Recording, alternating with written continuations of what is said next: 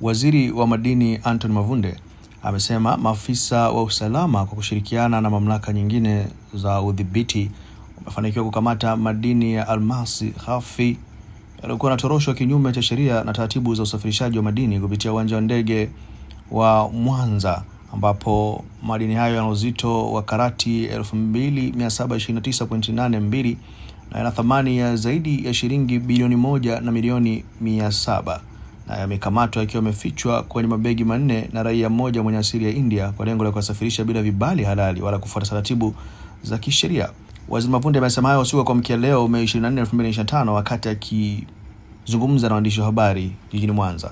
Mimi ni Bakari Chijumba. Wizara ya Madini inapenda kuutaarifu umma wa Tanzania kuwa tarehe 18 mwezi wa 5 mwaka 2025 majira ya saa 7 mchana, maafisa wa usalama kwa kushirikiana na mamlaka zingine za udhibiti walifanikiwa kukamata madini ya almasi ghafi yaliyokuwa yakitoroshwa kinyume na sheria na taratibu za usafirishaji wa madini kupitia uwanja wa ndege wa Mwanza.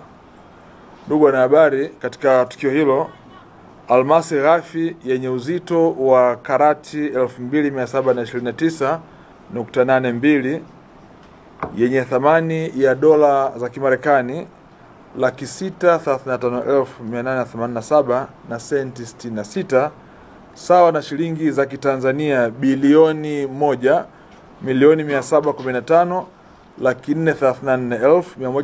1,715,434,129.67 yaligunduliwa akiwa yamefichwa kwenye mabegi manne na raia mwenye asili ya India kwa lengo ya kuyasafirisha bila vibali halali wala kufuata taratibu za kisheria. Ndugu wanahabari, wizara imesikitishwa na kuchukizwa na jaribio hilo la utoroshaji wa rasilimali za taifa na inalaani vikali vitendo vya aina hiyo, na ikumbuke kuwa utoroshaji wa madini ni kosa la jinai linalokosesha nchi mapato na kudhoofisha maendeleo ya kijamii na kiuchumi kwa ujumla.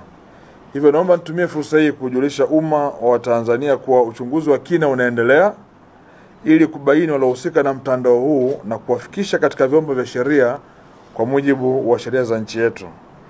Niwahakikishie kuwa serikali haitasita kuchukua hatua kali dhidi ya wote watakaobainika kuhusika katika utoroshaji wa madini, ikiwa ni pamoja na kuyataifisha madini hayo na kufuta leseni za kujishughulisha na shughuli za madini hapa nchini.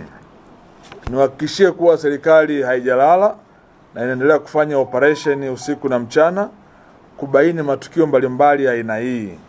Nitoe rai kwa wachimbaji na wafanyabiashara wote nchini Tanzania kujiepusha na vitendo vya utoroshaji wa madini ili kuepuka hasara kwenye biashara zao, lakini vile vile kuisaidia nchi yetu kuweza kupata mapato. Ambacho watu wengi wanashindwa kuelewa ni watu kukosa uzalendo, kwa sababu madini haya yakipita katika mfumo rasmi, nchi yetu inapata tozo, kodi na ushuru mbalimbali ambao ndio unakwenda kujenga barabara, unakwenda kujenga hospitali, unakwenda kujenga madarasa na kuleta maendeleo kwa ajili ya Watanzania.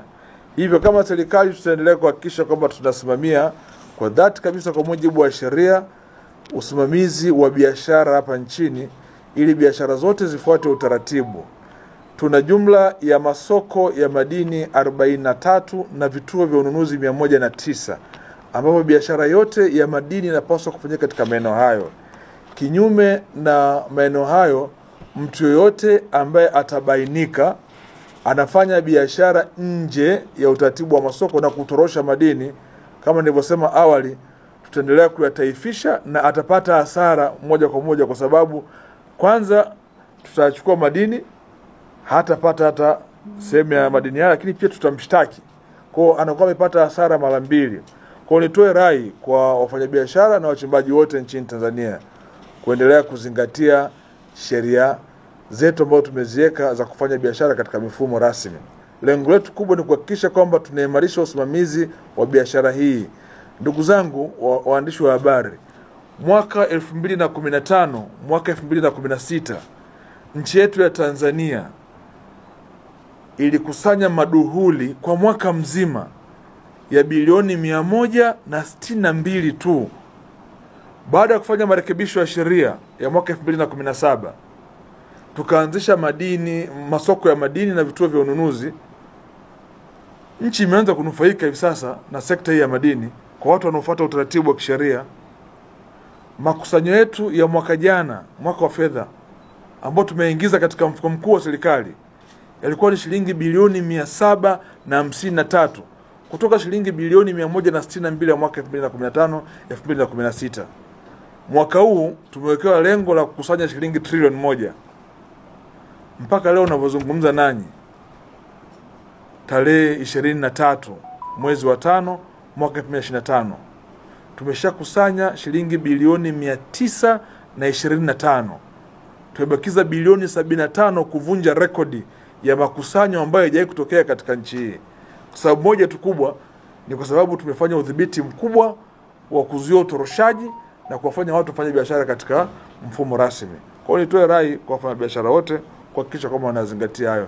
Sheria inaturuhusu kuweza kutaifisha na kumzuia mtu kufanya biashara hiyo ya madini hapa nchini Tanzania. Kwa kama kuna mtu ambaye yuko tayari kuendelea kufanya biashara hii, aendelee. Lakini pia ajue kwamba lazima atafute biashara mbadala tukimkamata. Kama kuwahi kulima viazi na vitunguu na mahindi, basi aanze kujifunza hivi sasa, maana hatafanya tena biashara ya madini hapa nchini Tanzania. Tutampeleka mahakamani, tutamshtaki, akitiwa hatiani, na kisha kwamba hatapata leseni tena katika nchi yetu ya Tanzania.